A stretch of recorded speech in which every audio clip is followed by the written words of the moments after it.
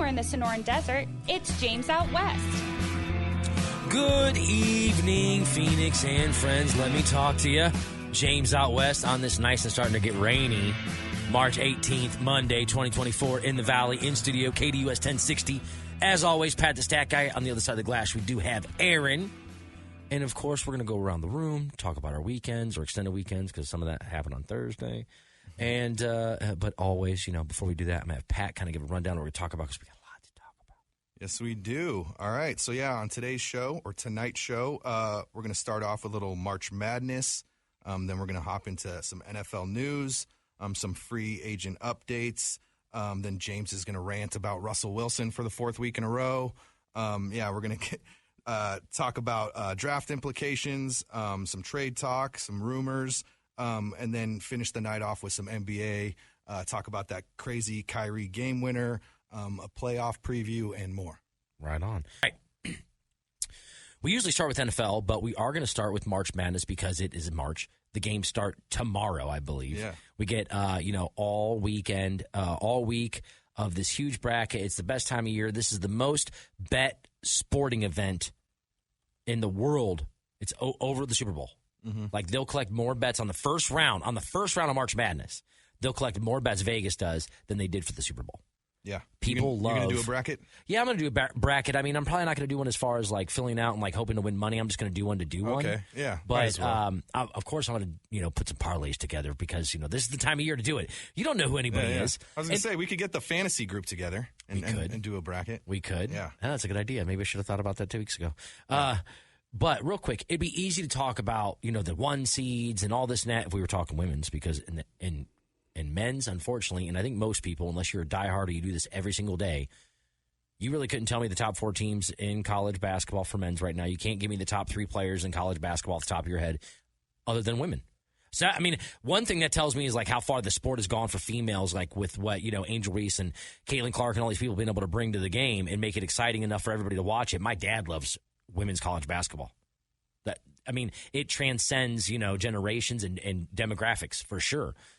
But I want to talk about these other schools like Duquesne. Duquesne is out of Pittsburgh, and it's really about their coach. So their coach, Keith Dambrot. Keith Dambrot coached LeBron James his freshman and sophomore year in high school and won 2 state championships. Okay. Goes on, coached at Akron. Then he goes on here. He's retiring at the end of this season. Duquesne hasn't been to – I don't think Duquesne's been to the dance in like 40 years. Right. So he's going there. He's already retiring.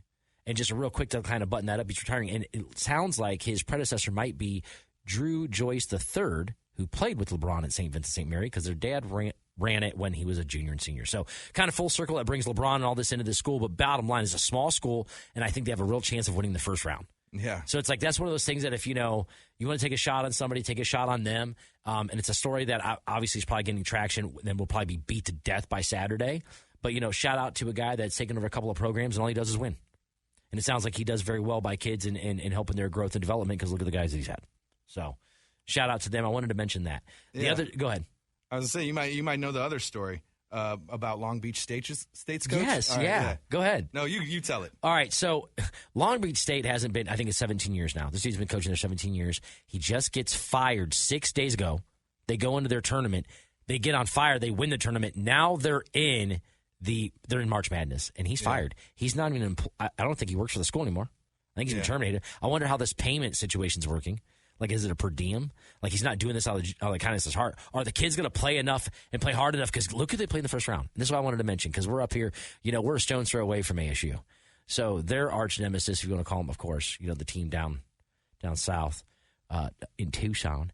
University of Arizona. The Wildcats. Yeah.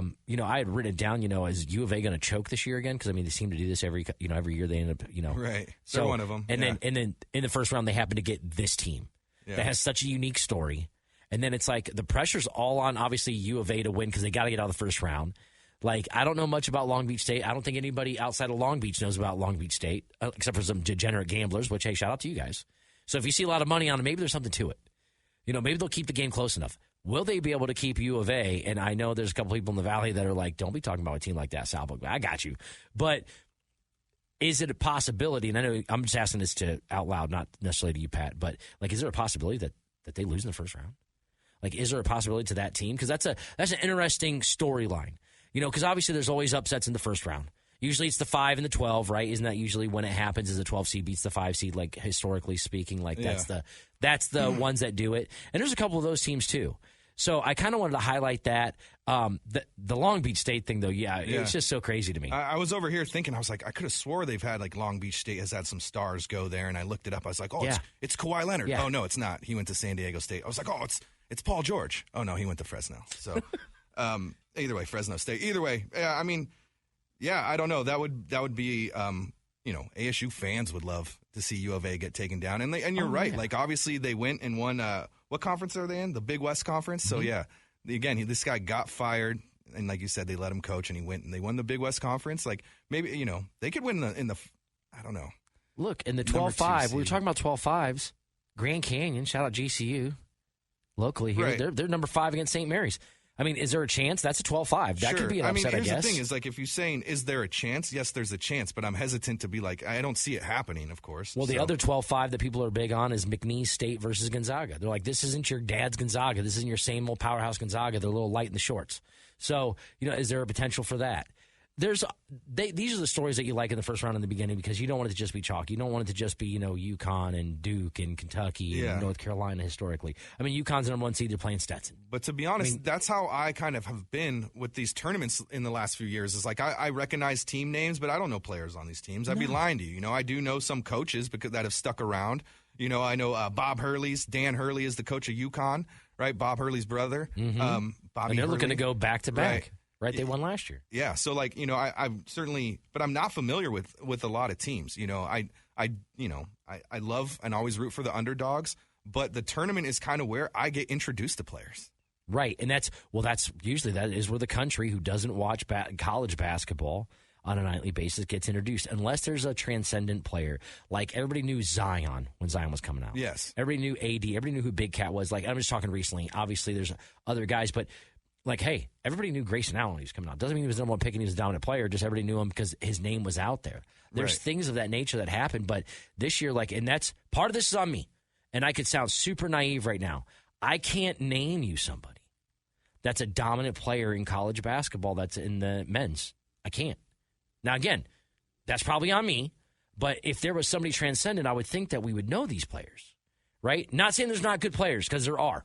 Like I look at New Mexico. Look at their star. He just hit the dagger that big play that he hit Jalen House, Eddie House's son, right? Mm. So he comes from good stock. He plays probably above his pay grade, so to speak. Like he probably plays bigger than he is. We got to see that New Mexico can make a play. Like that's what's great about this time of year, and in March Madness is that's what they call it, the madness, because anything can happen. Right. You can have a team that gets hot at the right time, that's got seniors that can play. That can beat out, somebody mentioned it about, something that the great Bobby Knight said is dumb teams win more or lose more than smart teams win. Dumb teams lose more than smart teams win. So it's, it's almost like they let them get in their own way, play fundamental basketball, don't make mistakes, and you'll probably come out on top. Right. It's like the team that makes the least mistakes usually wins, right? Right. And to be honest, I had to Google it, who are the top players and the players to look out for in this tournament? And really only one of them I was aware of. And it's from Purdue because of last year, Zach Edey. That's it. It's Zach Edey because he's 7'4" monster, and he was supposed to come out in the draft, and then last year said, no, I'm going back to Purdue. So I haven't even watched him play. I don't know if he's progressed or anything, but I do know, he was looking at coming out of the draft with the Wemby, and he was like, yeah, maybe not. Well, maybe I'll go back to college. I'll wait one more year. Well, there's another one too. Like, Wisconsin, Big Ten, they have to represent. There's probably some pressure on them. They play number 12, James Madison. The Dukes, JMU. I'm taking JMU over Wisconsin. I'm just putting it out there right now. I got a feeling with the JMU. I'm a little partial to it, in the Virginia Commonwealth area.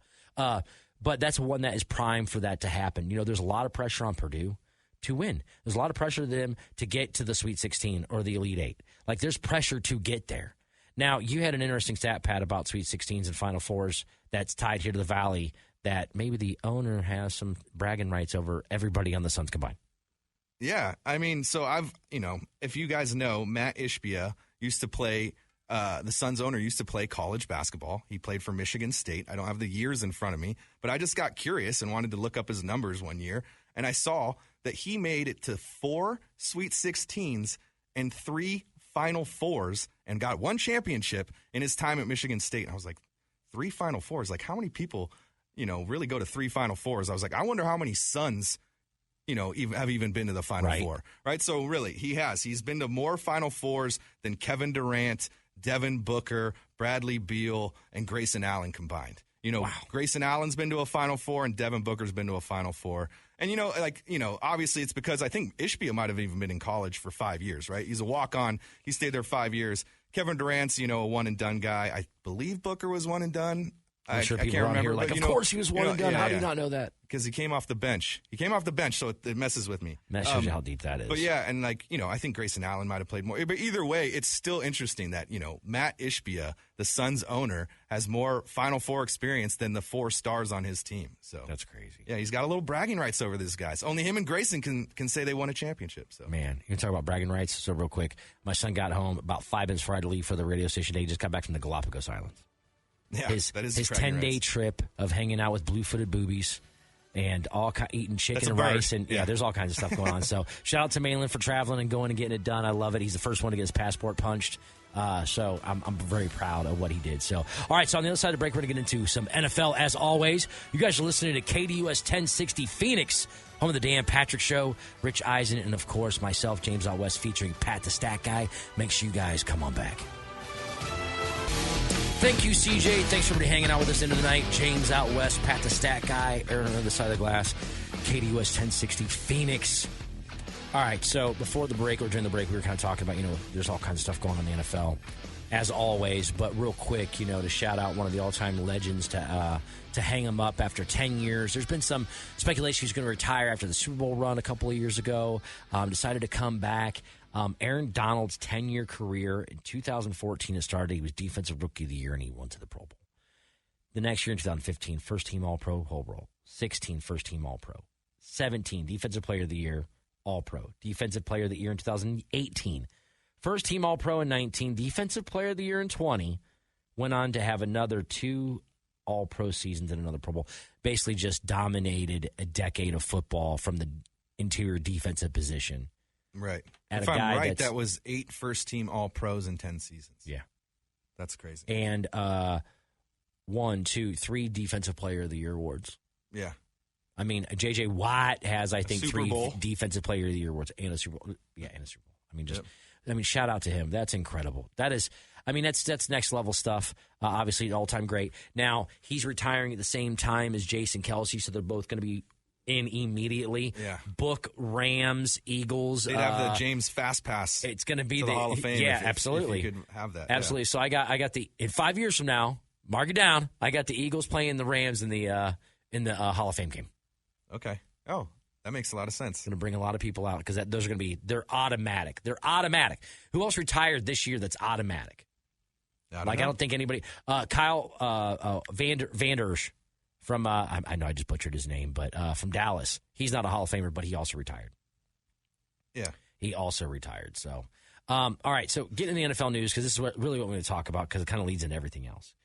So last week we were talking about, the stunning news that Mr. Unlimited Russell Wilson in Team 3 was traded to Aaron and Donnie D from the Bergs, Pittsburgh Steelers, to then turn around and trade basically a used towel, a bag of stale chips, Cracker Jacks. Yeah, 100% for Justin Fields, who obviously knows he's going in to be the backup. There's no way. And we talked about it. There's incentive for them to not play Justin Fields more than 51% of the snaps.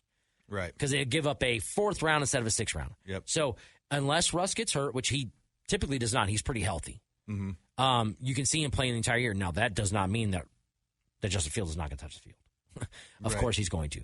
I'm sure they're going to find ways to use him without breaking either the rhythm or the fragile psyche and confidence that is Russell Wilson by bringing in Justin Fields during the game to make certain plays or during packages, because you just can't let athleticism, dynamic football playing ability being on the side of the field. Russell Wilson can't even deny that Justin Fields is a weapon. That athleticism 100%. is a weapon.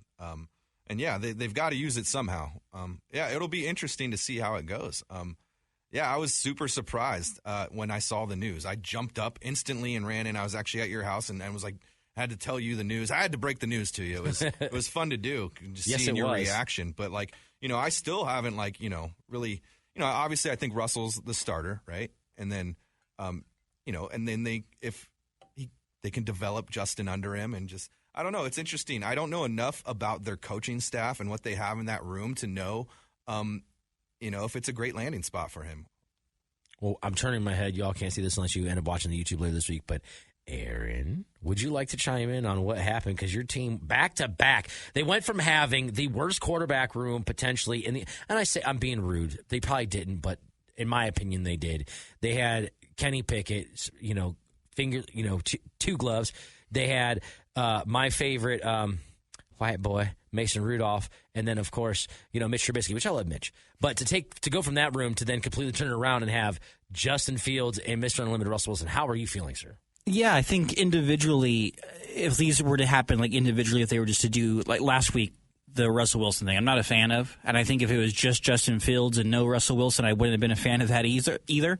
I like Fields more than Wilson, but I think together I like the package. I like that Fields is going to possibly have a year or two, or however that's going to work, to work on whatever he needs to work on, be behind Russell Wilson. I like that idea of it.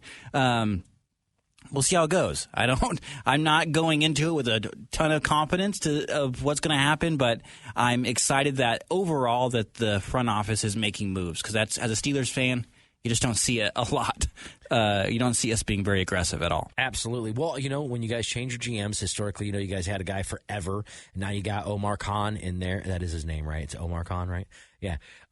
He's taking risks, because guess what? If you don't now, granted, your guys' franchise, the Steelers, are a little bit different. They hold on to people for a long time. They do show, basically, they will cut off their nose, spite their face, to a point with people, which I love the loyalty factor of that, because typically when you do that, you do find stability. But he can't sit here and stand pat for 3 or 4 years. They will move on. He doesn't have that. I know he's been there a long time as the assistant GM. He went up the ranks for sure, but he's trying to make splashes to make it a point that we're going to do everything we can to try to win, because the other 3 teams in that division have gotten significantly better, and were already better than us. The only reason that the Bengals had a worse record, and I believe they did, or they just tied it, was because Joe Burrow wasn't playing. They just added, Derrick Henry to Baltimore, and Lamar Jackson's probably going to be better next year. The Browns have done things that, if everybody stays healthy, they should be right in the mix of where they were. They were a playoff team. So that division's gotten harder. The AFC's not getting any older either. So you have to be able to compete. And staying true to your roots as a Steelers fan, which I love, is the doom and gloom, which is, I don't know if I like it. I mean, I kind of like it, but I don't like it. I love that, because there's other Steelers fans that are in the Kool-Aid, size us for Super Bowl rings. I love the diversity of it. The only thing that bothers me with it is the Steelers never get it wrong when it comes to an Ohio State guy. Never. Santonio Holmes, check mark. Ryan Shazier, check mark. Cameron Hayward, check mark. They just do it right.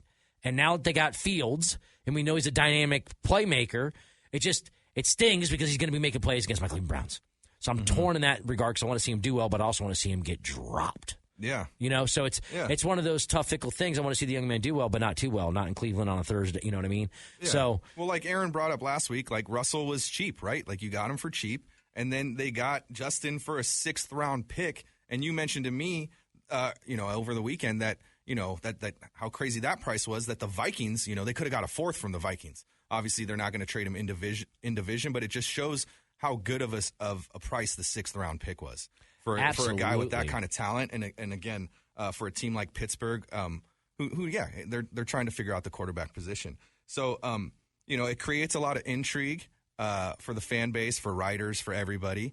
But also, I think it also creates a little pressure on Russell, right? So, Russell, I think he has a chip on his shoulder, like you said, from the last couple seasons in Denver, and maybe even the last few seasons in Seattle. He's got that chip on his shoulder, and now he's got a young, athletic kid behind him adding some pressure. The second he messes up, the Pittsburgh fans are going to be calling for Justin.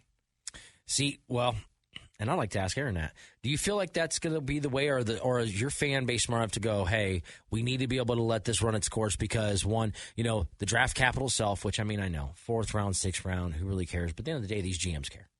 You know what I mean? Do you find that it's going to bring pressure on Russ that now they brought him in? Because, I mean, the move being within a week apart, you would have thought that this is something that maybe was discussed with Russell even before he signed. Like, hey, there's a chance we're going to add somebody else to the room because now we have nobody. And I don't know if we're going to draft, but we're going to add somebody.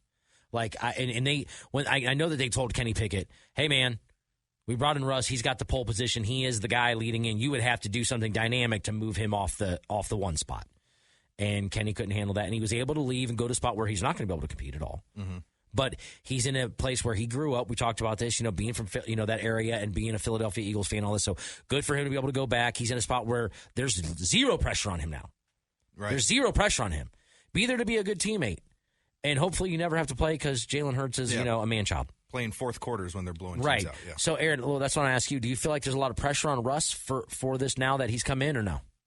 I mean, I do think that in the NFL in general, there's always pressure that someone can take your spot. But I think at least from the reports that I've heard, is that the understanding is that Justin Fields knows and that Russell Wilson knows from Mike Tomlin himself is that Wilson is the starter and Fields is the backup. Okay. And so that seemed to have been the understanding for everybody in that situation, which is on par with how Tomlin handles things. Like, you're going to know what you're going to get from your role. So I think there's going to be pressure always to do well because someone can always take your spot. But I think coming into the season, it's Wilson's job to lose. Agreed. Now, real quick, because this is going to happen. This will happen during the season. ESPN will lead off, and Fox, all of them will lead off with a story that's going to open on a Monday that, Russell Wilson isn't being bought into in the locker room as much. That guys rally around Justin Fields. They see what he does on the practice field, and they will cause, whether that's true or not, but there will be a media-caused division or a conversation at least about this by midseason. And I think that's regardless if you guys are 5-1, 4-2, right. 3-3. Like, I could see it happening. One, because it's a talking point, and two, you could see it happening with Russell Wilson because he does it everywhere he goes. Yeah, and that's when Mike Tomlin has to do his job. Right? Absolutely, so, yeah. absolutely. So all right, so real quick, some other things, quarterback related. We have the Niners signing, the Pastronaut, Josh Dobbs, to a 1-year deal to back up Brock Purdy. Okay. And then they got Sam Darnold. So I don't know how. I mean, they just swapped quarterbacks essentially. And a little bit of money, so that's interesting. So we'll see how that works out for both teams. On this side of the break, we're going to get into more stuff because there's so much to talk about in the draft, free agency, man, guys signing everywhere. The Cardinals doing some things in their stadium. Yep. There's all kinds of stuff going on in the NFL. So, as always, you guys are listening to KDUS 1060 Phoenix. We are home of NAU football. Go Lumberjacks. ASU baseball, Aaron's favorite.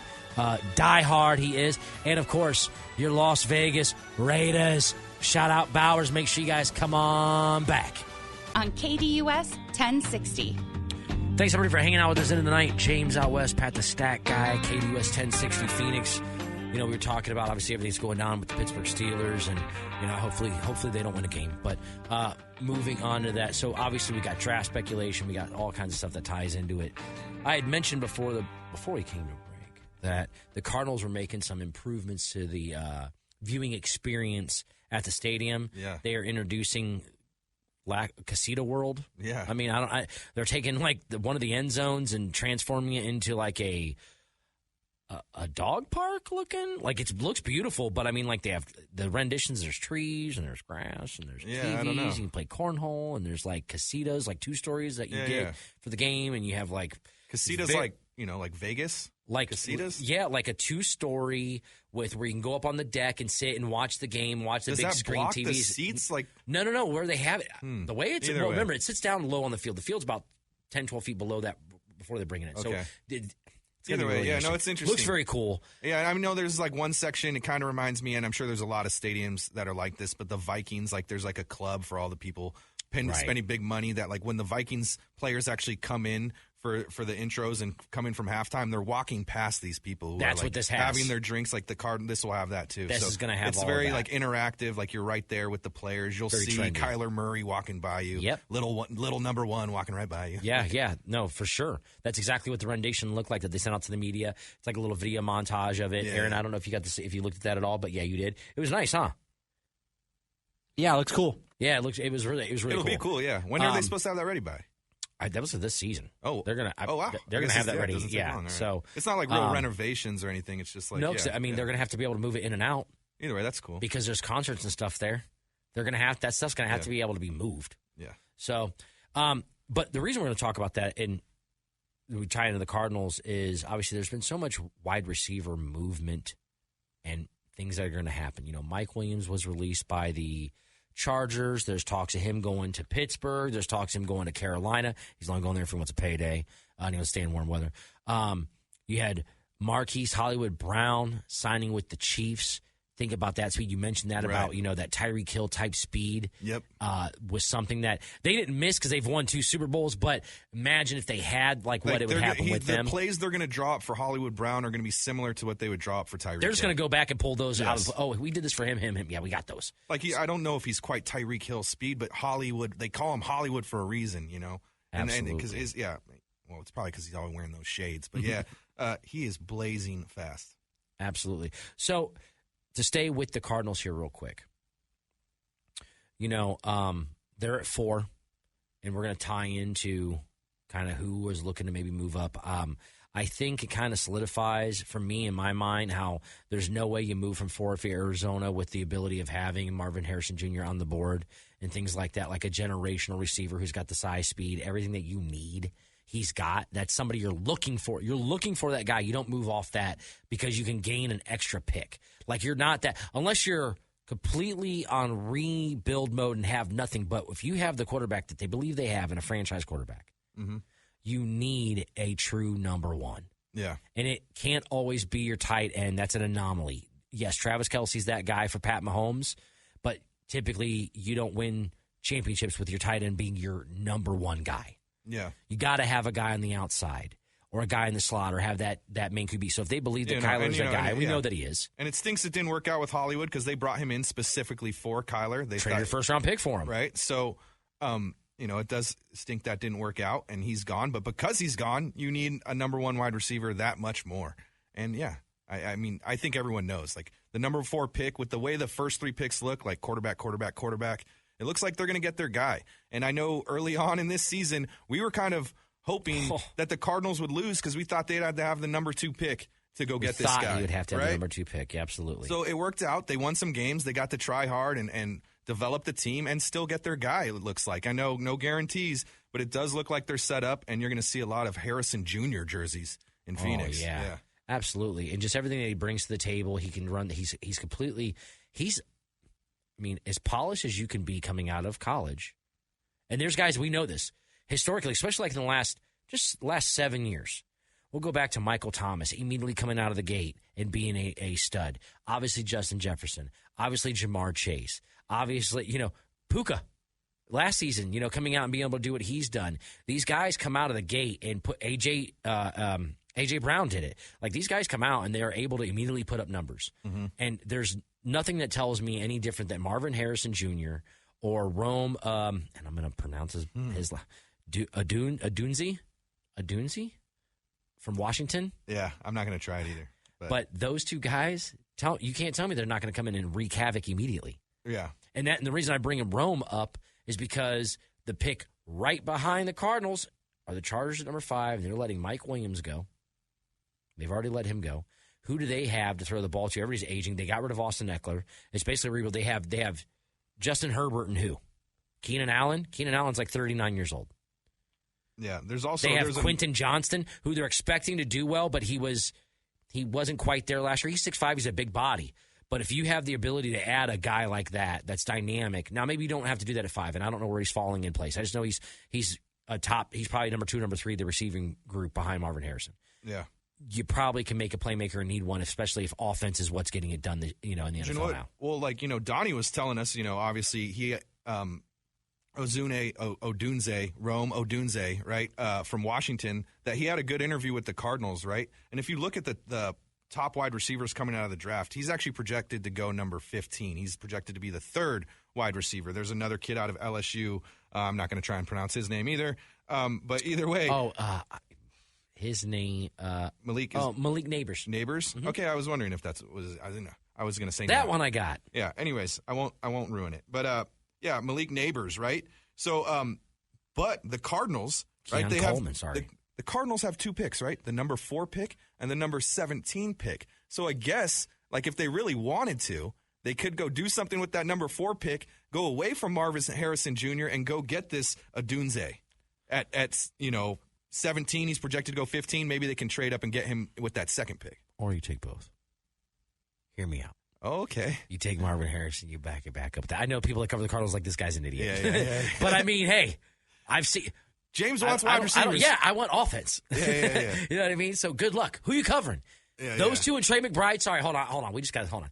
James Conner in the backfield, Trey McBride, Marvin Harrison Jr., and bro. Yeah, it's basically Jamar Chase and T. Higgins, and then you have one of them complaining in 4 or 5 years. Talking about? Yeah, but trade value. Yeah, just kidding. Worth it. They went to a Super Bowl. They were almost right there. So, I mean, obviously they're probably not going to do that. They're going to, they can build other ways that they probably need more help in. But it'll be curious to see. I'm sure Donnie's cracking up. He's like, dude, what are you talking about? They're not going to. But I've seen stranger things. But I'm just saying they actually have the flexibility to, like, if they wanted to go another direction at 4 to maybe still get a stud wide receiver. They're not. I don't think they're going to do that. But with how the numbers are working out, the projections are working out, it is a possibility. It is a possibility for sure.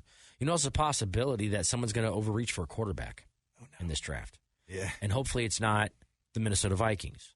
Yeah. They have the firepower to move up, but if you're not moving up to get your number one target, and like you said, and like my brother, shout out Seth, if your number one target is J.J. McCarthy and you're trading the 23rd and the 11th to have to go to 3 to get him, shame on you. Mm-hmm. Like you guys are talking about, if his ceiling is Kirk Cousins, right? Why would you not have signed Kirk Cousins? Right. Are you getting J.J. McCarthy going to be Kirk Cousins in year 1 that you have Kirk Cousins in year 8? I don't think so. So tell me that you're targeting somebody else. Right. Is it a Drake May, which makes a lot of sense because we talked about it with, Josh McCown being the quarterback's coach there and being his coach in high school. Yes, that makes sense. Michael Penix, the freak athleticism, his maturity level, his ability to understand a playbook real easily, his gift of just being a quarterback. Bo Nix. There's guys. Yeah. But are those guys you're moving up for? Well, again, so a lot like the Cardinals, the Vikings now have 2 first-round picks, right? They just traded for the number 23 pick, so they moved up into the first round again. And they are rumored to go for a quarterback. Obviously, they need one with Kirk Cousins leaving. And, we talked about this last week, that the GM is quoted, the Vikings GM is quoted back in the day saying, hey, look, Kirk Cousins is a good quarterback, but he's no Pat Mahomes. And guess what? J.J. McCarthy's no Pat Mahomes either. And that's, a lot of the Vikings are tied to him right now. And so I think you can get him at 11. They have 11 and 23. So if you're going to actually trade up, some people are saying, hey, the Vikings might have to trade up for 5 to get J.J. McCarthy. And that's just crazy to me. I think that's crazy. If you're hopefully they're not going to trade. It doesn't take 11 and 23 to move up to 5. That's just too much for J.J. McCarthy, in my opinion. Agreed. Now, real quick, because you'd mentioned this, we're looking at there's 7, 8, 9. There's 10 quarterbacks on the list. I know all of them. Are all 10 of them going to be good? No. We just know that historically that's not going to happen. Yeah. You had mentioned it. Yeah. Well, we should probably get in. Let's do that stat on the other side. All right. So on the other side, we'll finish up some football. We're going to jump into the NBA because the season's running down to the end. There's dynamic plays being made. All kinds of stuff is happening. The tournament looks ridiculous. Not even March Madness. I'm talking about the NBA's tournament, the play-in tournament, if you will. All those good things look amazing. You guys are listening to KDUS 1060 Phoenix. Make sure to subscribe to us on YouTube. Just search James Out West AZ. And as always, JamesOutWest.com for more sports, entertainment, and shenanigans. Make sure you guys come on back. KDUS 1060. Thanks, CJ. Thanks for hanging out with us into the night. James Out West, KDUS 1060 Phoenix. Finishing up this beautiful Monday evening. Got a little bit more football before we can get into a little bit of basketball before this show is over. All right, so real quick, we're just continuing draft speculation and things like that. Pat was pulling up. It looks like there's mock drafts out there that show there's 4 quarterbacks going to 5 first 5. picks. Oh, yeah, 4. Sorry.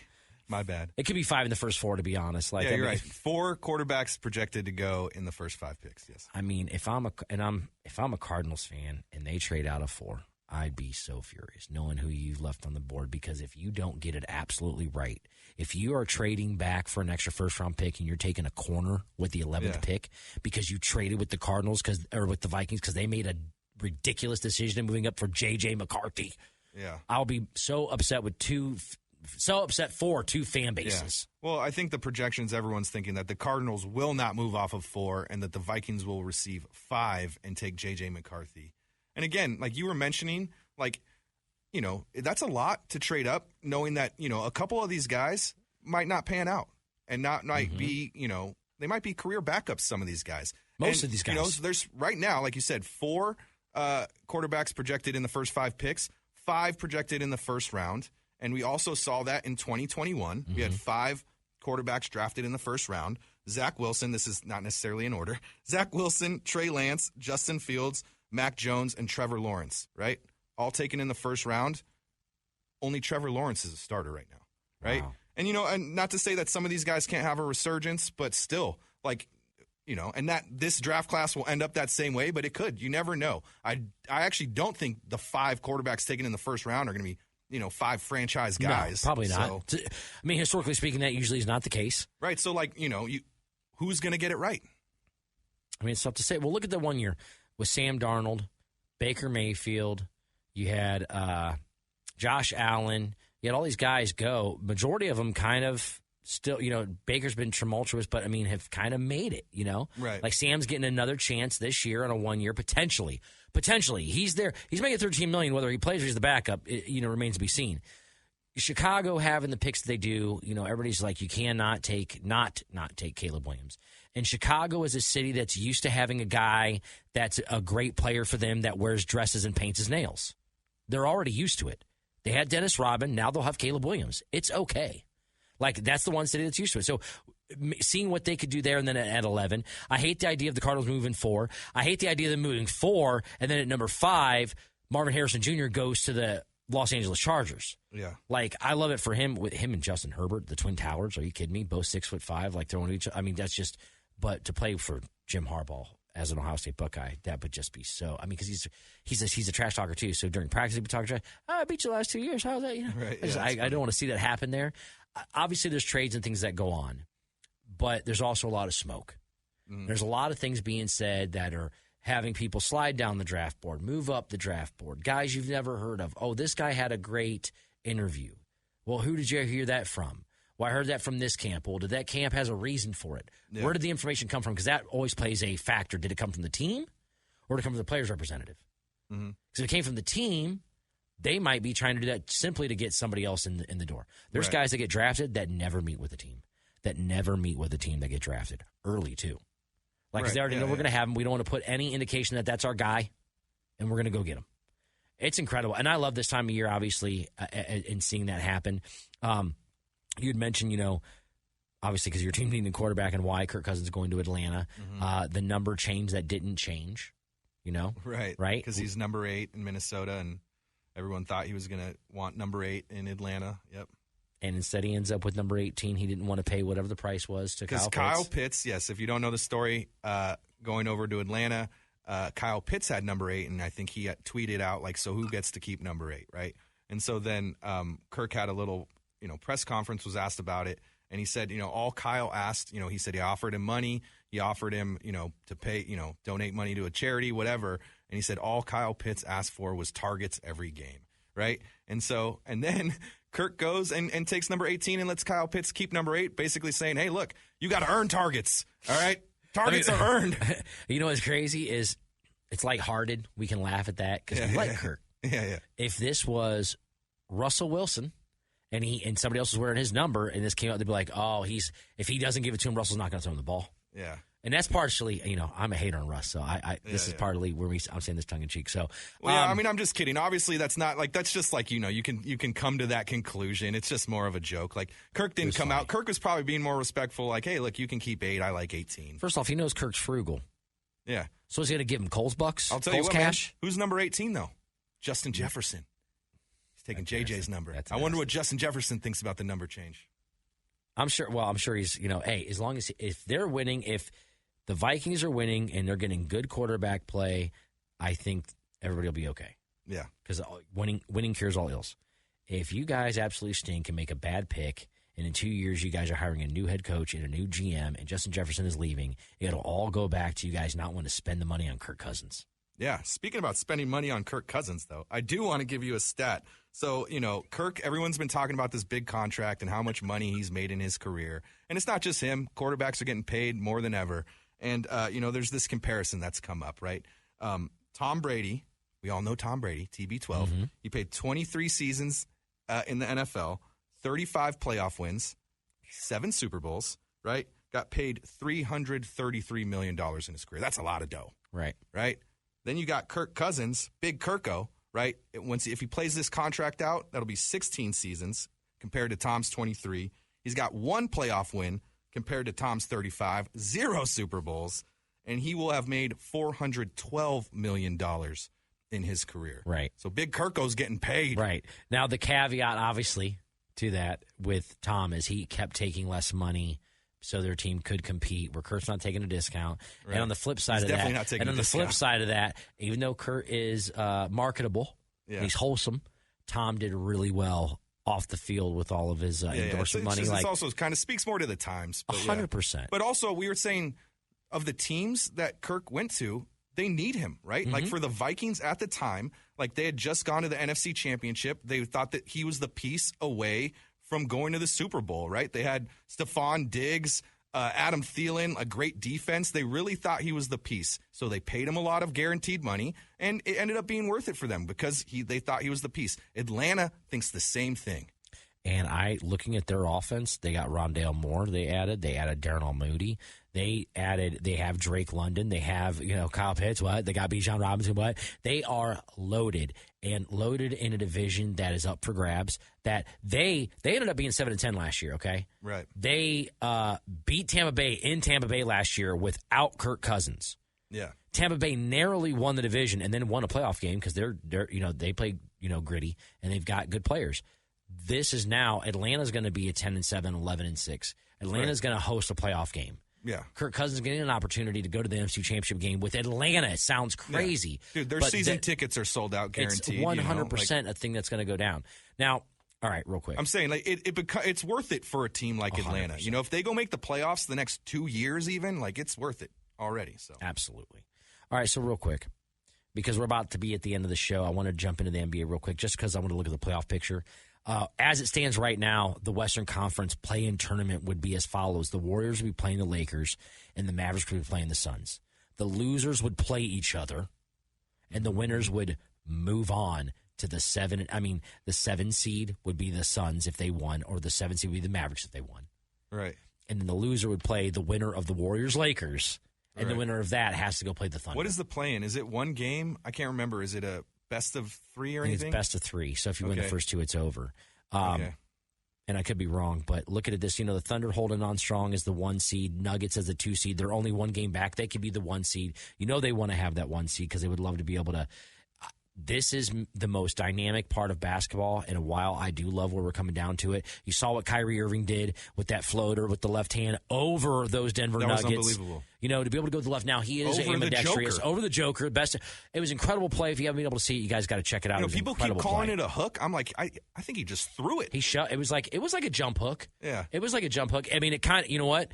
It had less wrist motion than Milan Hassan's jump shot that we saw on the internet. I don't know if you saw that, but Amin. That was the roughest jump shot I've ever seen. I love you, my dude, but he's getting cooked on the internet right now, bro. Yeah. Well, it's hard to be Kyrie Irving. Bro, right? Absolutely it is.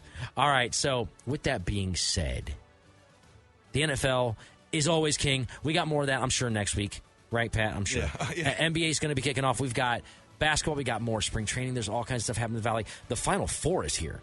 I will be going to that. The championship game is here. I will be going to that. There is so amazing things happening in the Valley. And as always, you guys are listening to James Out West on KDUS 1060 Phoenix.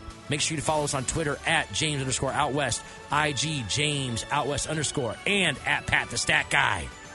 You have anything else to say to the peeps, Pat? Thanks for listening. All right, man. Everybody be safe out there. One love. Peace.